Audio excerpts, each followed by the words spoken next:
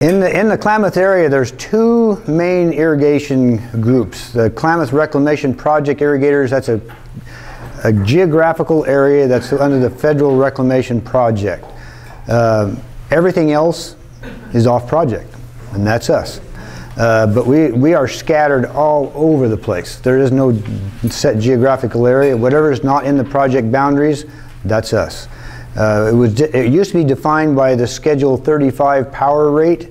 The off-project area had much more irrigated acres than the project had.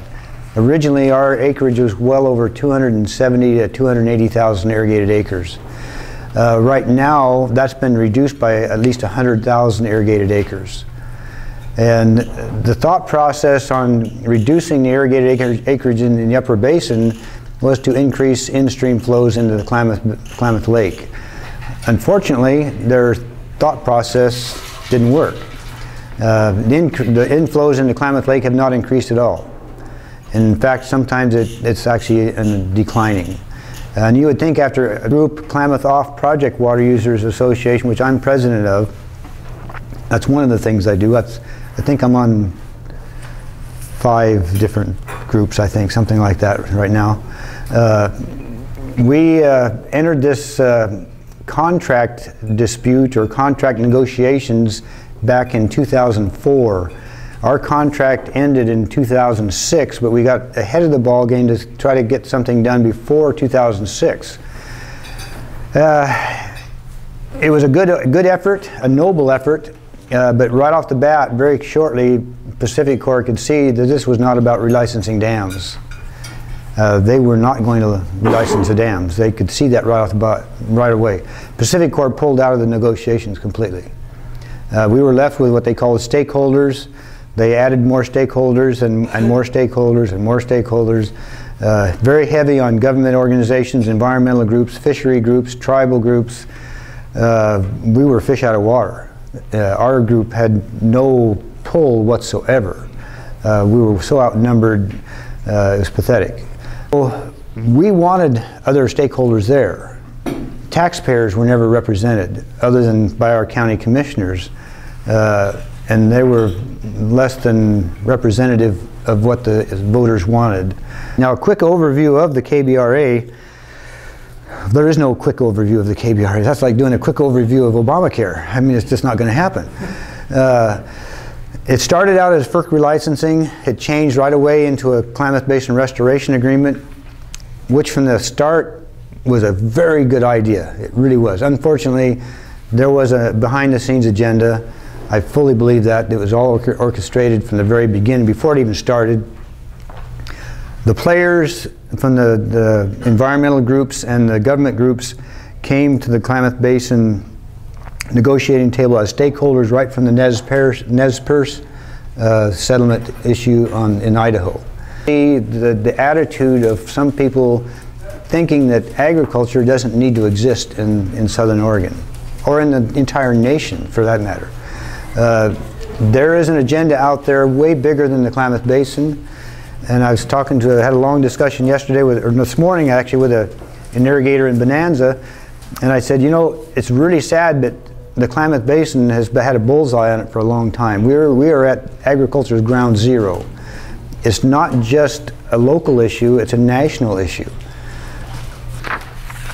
So the restoration agreement, like I said, it was a good idea at the time, and there's been a lot of publicity about it, saying, well, gosh, they've got all these stakeholders together that have been fighting tooth and nail for generations, and they got them together, they sat down at the table, and they're all getting along. That's a good PR deal, but I don't believe it to be true. Behind those closed doors, a lot of things happen that the public never hears about. And I will say there's a lot of those guys that they seem to be good friends now. They really do. But when you deal with some of these issues, how far are you willing to go to give up your principles to try to satisfy somebody else's desires or wants or needs? And that's what happened here. There was more than trade-offs here. I'm all for compromise and trade-offs, but this was nothing short of blackmail. When Pacific Corps had an about face on dam removal, was in, I think it was 2008. There was a meeting in West Virginia. Department of Interior was there. The tribes were there. Dean Brockbank from Pacific Corps was there. And it seemed like there was somebody else there. But in that meeting, Dean Brockbank, who was the general counsel of Pacific Corps, flat said in a couple of interviews, he said it was made very plain to us at that time that we were never going to be able to relicense the dams the way things were. They said, take them out because you will never relicense. You will be under such onerous attack on legal fronts, environmentalist, tribal issues. You will spend every dime you've got in the entire company and you will never get them relicensed. So agree to dam removal or else. And pretty much not free of all regulation, but a lot better than they ever would have been. And if the dams don't come out, those power rates bills that you're paying for dam removal out of Senate Bill 76 that have been building up, it's going to build up to $180-some million. Senate Bill 76 says that one of the options is to give that money back. Not going to happen.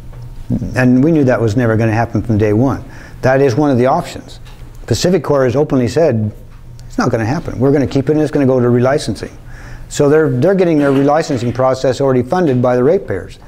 PUC didn't bat an eye about letting Senate Bill 76 go forward and starting to charge all their ratepayers for dam removal. Points of view that's probably the biggest problem they had. They were too big a base of what they called stakeholders. They had fishery groups that had 3 members, and they were at a table dealing with billions of dollars. And what were they there for? They were a voice that said yes to dam removal and yes to the KBRA. And that was their only purpose there. They were willing to add other groups as long as they advocated for dam removal and the KBRA. We tried numerous times to add other irrigator groups in the upper basin, which would be the Resource Conservancy, Sprague River Water Users that have been in existence for Sprague River Water Users. I was one of the founding members, and that was in 1981, I believe. We founded that group. They were denied a seat at the table. And Resource Conservancy, they represent over 120,000 irrigated acres in the upper basin. They were denied a seat at the table also. In steps a neighbor of mine, nice gal. We don't see eye to eye on politics, I think, in any way, size, shape, or form. Forms another little group, Upper Klamath Water Users Association. I think originally there was like 6 or 7 members. They represented about 5,000 acres. Our off project represents over 100,000 irrigated acres. They were welcomed with open arms. What's the difference? They advocated for dam removal on the KBRA. Come to find out, she's on the payroll of Sustainable Northwest. 70 to 695 farm jobs. How are they going to do that? And they're going to do away with the water. Now, to me,